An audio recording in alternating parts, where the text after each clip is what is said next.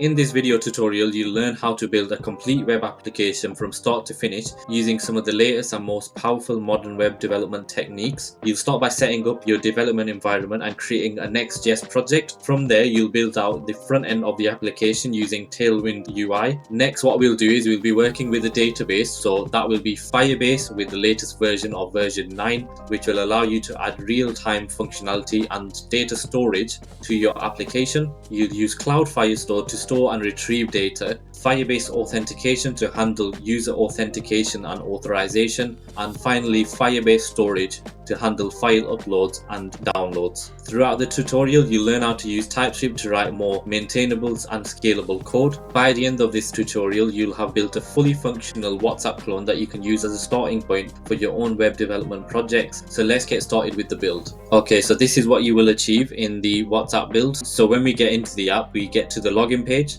We can sign in using the Google authentication. So if we click sign into Google, this then logs you in with your Google account that you are currently logged in with.